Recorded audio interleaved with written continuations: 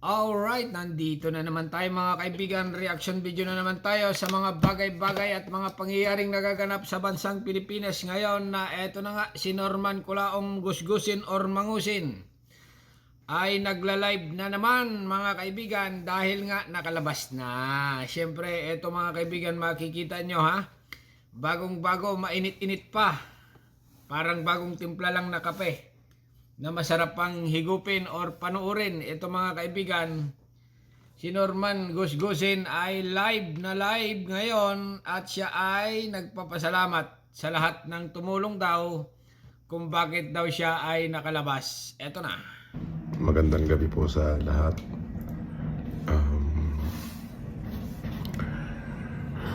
Kalalaya ko lang po pansamantala. Ayan mga kaibigan ha, napanood natin ha.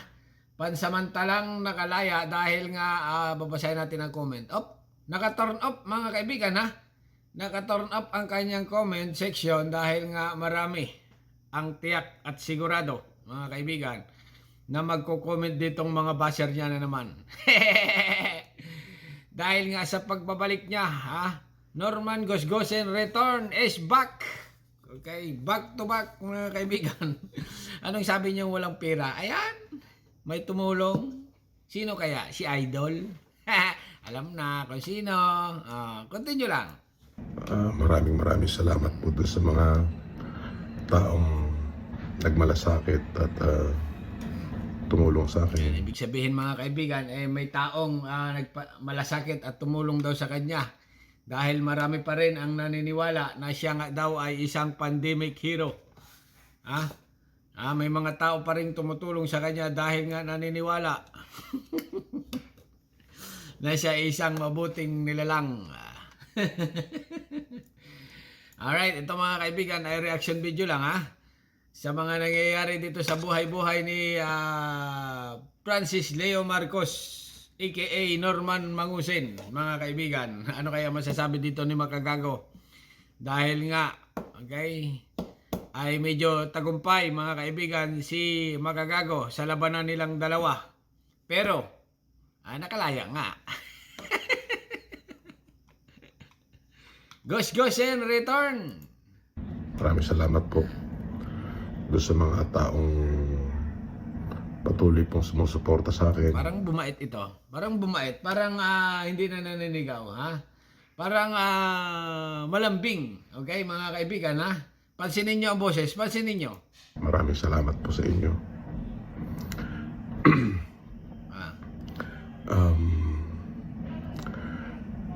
Medyo masakit lamang po yung pangyayari. Siyempre, sa parte ng aking mga anak. Masakit, okay? Ibig sabihin, nasaktan ka sa mga pangyayaring nangyari sa iyong buhay. Paano naman yung mga OFW na nabudol mo, naubos sa pira, papadala sa iyo? Mas maraming nasaktan sa ginawa mo, okay? Ginoyo-goyo mo, binudol-budol mo, inutang-utangan mo. Mga OFW na inutang-utangan mo na hindi mo binayaran, mas masakit ang naramdaman nila. Kaysa sa naramdaman mo, ilang araw ka lang nakulong. Ilang araw ka lang nakulong ay feeling mo ay talaga namang nasaktan ka ng todo. Ay talaga pong masakit nga naman po na sa ganong kababaw po lang na kaso ako po ay para pong nahatulan na isang kriminal. Unjust vexation, okay? Ihanda mo ang sarili mo dahil nga, okay, ang mga OFW ay buong persa daw na magkakaso sa iyo. Nanggigigil sa iyo dahil ang pinaghirapan nilang kapirahan ng mahabang panahon ay inutang mo or pinadala sa iyo para tumulong. Hindi mo naman tinulong. Ako po ay may pagkakamali. Maaari.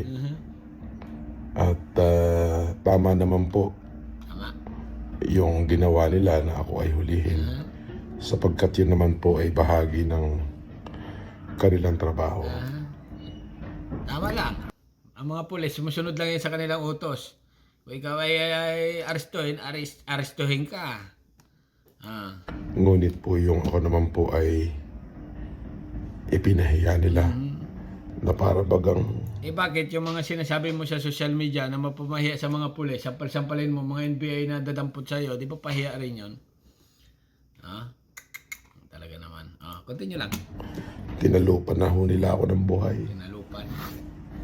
Opo. Ay mga kaibigan, baka sabihin nyo, lumang video yan, bagong gupit Sino nagkap-kap sa gupit sa'yo? Gus-gusin. Mukhang galit na galit sa'yo At tabingi pa yung gupit mo. Ay sobrang sakit po.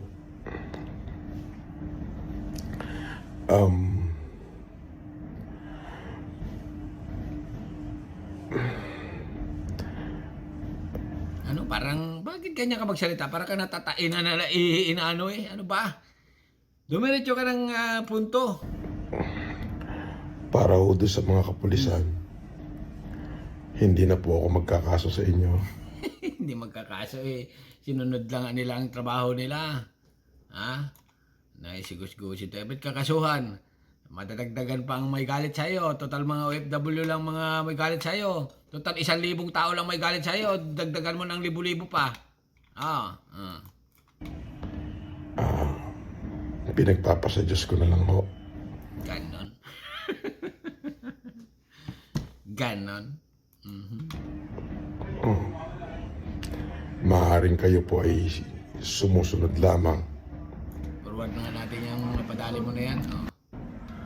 ng police uniform. Police uniform.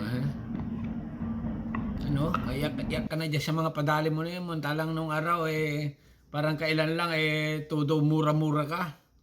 Pag magsalita ka mura-murahin mo ang mga tao na ating kababayan. Sobra ka mamahiya. Ngayon para kang pinitpit ang itlog na sa iyong pagsalita na sobrang bait. Humihingi ho ako ng tawad. Siguro ito na tsumpag ito sa kulungan. Kaya ito ay medyo matino na ngayon.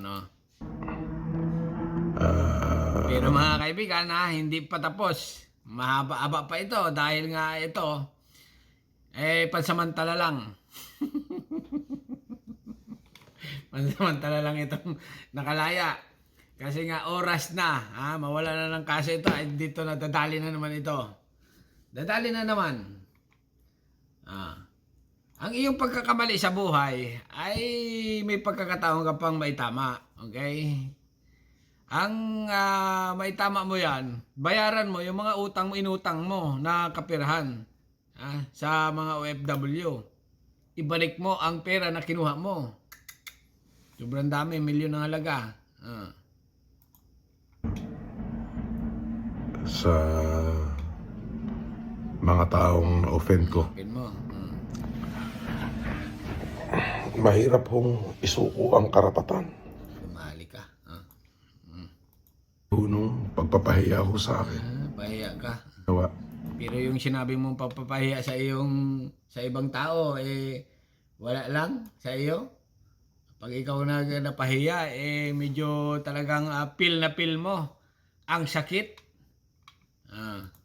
Alam niyo mga kaibigan, kaya pinuputol-putol ko ang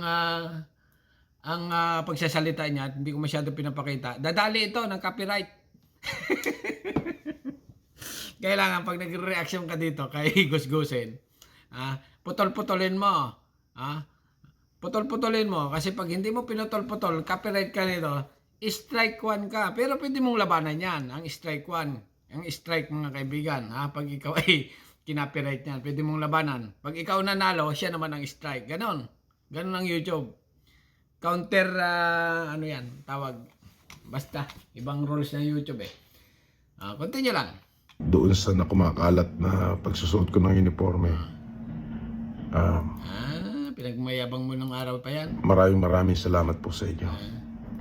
Pagod po yung aking katawan. Pagod ka, nabugbog ka ba? Paano ka napagod doon sa kulungan? Sarap nga ang buhay mo, nakaupo ka lang doon, nakahiga. Paano napagod yon? Ikaw talaga, drama epic ka. Ano napapagod? Alam ko nagbubuhat, nagtatrabaho ng mabigat. Yun ang napapagod. Pero kung sa kulungan, nangitlog ka lang doon, di ka pagod. Relax ka pa nga doon. Sabi nga nila, masaya ka pa, takangiti ka daw doon At hindi ko maipaliwanag yung nararamdaman kong kapaguran. Madrama.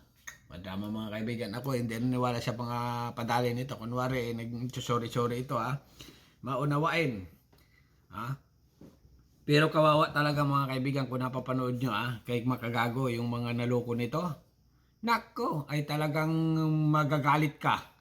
Magagalit ka mga kaibigan kasi nga pinaghirapan ng isang tao ay padala niya dito. Halos yung mami Mia niya na tatawag niya. Ay wala nang kapirahan. Nubos na nito. Tropa ito, grupo. Pero ako ay naniniwala na babalik ito sa kulungan. Kasi nga, pansamantala lang nakalaya. Sabi nila, wala nga daw tayong pira. Ito buti na lang may tumulong. Wala na pira. Trilyonaryo, ang daling dumali. Napaniwala ang buong Pilipinas, buong mundo, mga kaibigan na nanonood dito na ito ay isang trilyonaryo nung araw. Tinuladang, ano ba yun? Tinuladang kalabasa na yung pala ipapicture-picture lang. Tinuladang bigas na dumaan lang ay nagpa-picture-picture lang pala yon. Oo. Tumulong pero kaunti lang. Pero yung kasi nga ang mga OFW nagko-contribute para kumasa sa challenge nito nung araw. Siya pa nga, kaunti pa nga. Salamat po sa pagmamahal at pagsuporta. Mabait, kunwari, mabait lang pag sumalay. Wala nga nagmamahal na nga yata sa iyo. Kasi nga, naka-turn off na yung comment section mo. Naka-turn off na yung comment section mo kasi nga, mababas ka na naman ng sobrang daming basher sa iyong nangyayari sa iyong buhay. Nako, gusgusin. Sabi nga sa iyo ng mga pulis ibablock na yung mga channel mo kasi nga, makulit ka.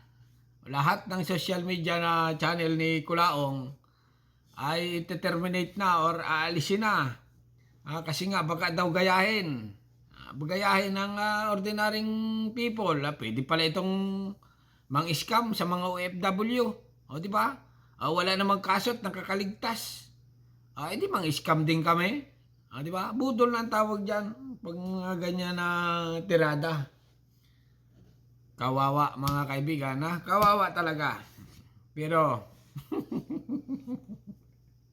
may pero pa Ano kaya ang masasabi ni makagago dito sa pagbabalik ni Norman Gusgusin Kulaong return? Okay, is back. Paulit-ulit naman. Ayan na nga mga kaibigan Ayan na nga baka sabihin nyo naman naka-LA. Okay. Naka-LA ng Cup. Medyo bumata mga kaibigan. Pansinin niyo si Kulaong. Medyo bumata. Para naging 18 years old.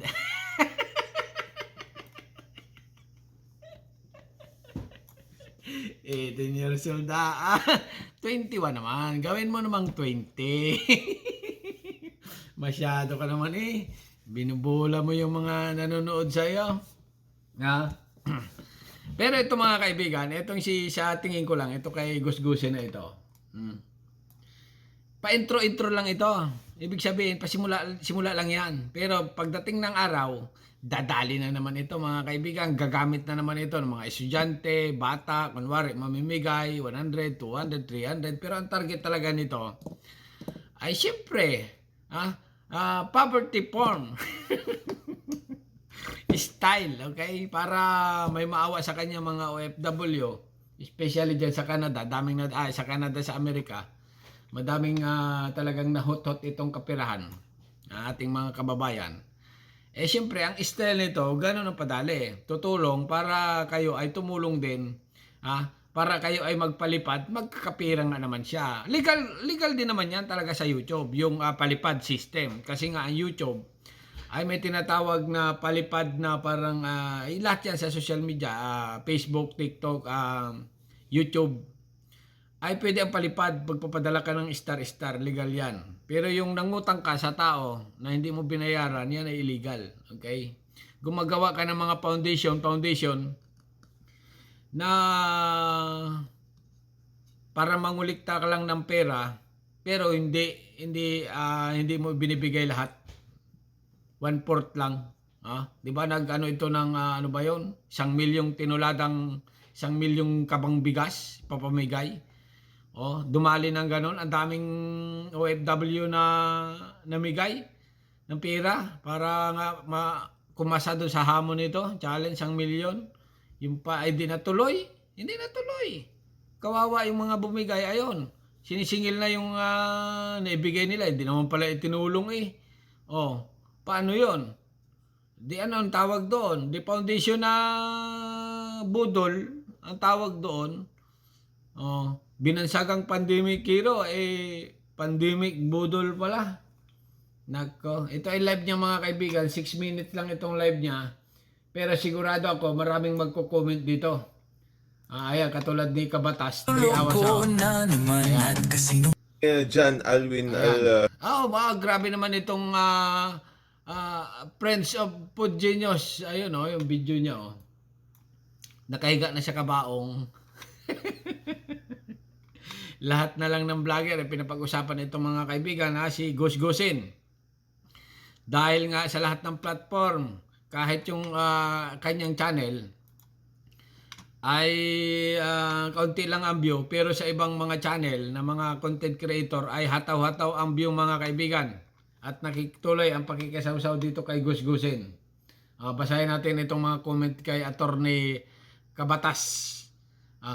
Watching from Tokyo, Japan. Dapat ituro po natin tama ang tao rin po yan. May respeto po. Okay. Watching from Sacramento, California. Hello, Attorney Libayan. Team reply po.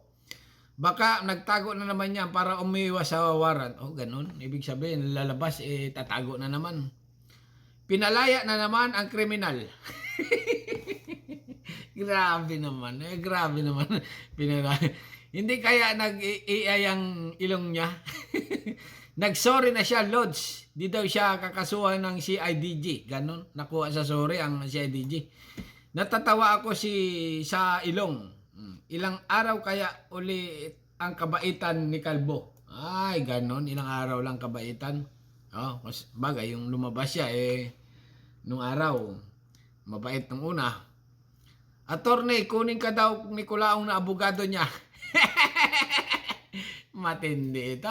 Paano yan mga kaibigan kung kukunin kang attorney? It will all the motion and previous case ni Mangusin, malakas or magaling talaga ang abogado ni Culaong. May tumulong lang talaga na magpensa. Kasi nga, unjust vexation lang ang kaso. May piyansa. Trilyonaryo, makakapiyansa. Di ba? Marami pa rin nabubudol, ay talagang maraming tutulong. Di ba, boss? Yung bail na refundable naman, win or loss yung case, okay? Dahil wala nang OFW nagpapaloko sa kanya, kaya wala nang nagpapadala ng bail niya. Alright, delikado na nga ito sa sunod na mga kasuhan ito. Ay talagang tuloy na ito. Dahil wala na talaga. Kasi nga, nag-trending lang ngayon. Kaya medyo marami pa rin naawa. Siguro may natulungan ito nung araw. Nabigyan niya ng bigas na walang-wala na nagkapira. Ngayon, bumawi sa kanya, bumalik sa kanya. Dito may nakukuha kang kaalaman. Lalo na doon sa mga kumukuha ng law. Okay, yan. Tama mga kaibigan, kung gusto niyo panood dito. Lagi itong nagre-reaction si Kabatas natin. Okay? Kabatas natin ay talaga namang swabe, grabe, ibang level ang mga padali. Si Norman ang player niyan. Baka mat sa casino ni Rapi, financier ni Norman. Ganon. Grabe naman na nag-comment dito. Si Norman ang player niya sa bakarat sa mga casino. Si Rapi ang financier ni Norman. Jam Mangusin. Parang kapatid niya ito dumali Attorney, tutulong si Rapi Mangusin kay Norman Tulfo. Grabe naman pangalan nito. Attorney, tutulong si Rapi Mangusin. Baliktad na. Kay Norman Tulfo para makalabas. Tirahe na si Tulfo para bla bla bla. Okay, ito mga kaibigan, sa tingin ko baka possible nga si Idol, Senador, ang tumulong dito. O nakalaya na. Anong masama doon? At least happy na si Norman. Mali talaga ang ginawa ng mga pula. Mali nga kung sa mali. Ibig sabihin ay namahiya sila ng kwan. Pero deserve lang niya yun. Pangit ang AI music bla bla bla. Albufera. Attorney, paano yung kaso niya sa human trafficking? Di ba mabigat ang parusa doon?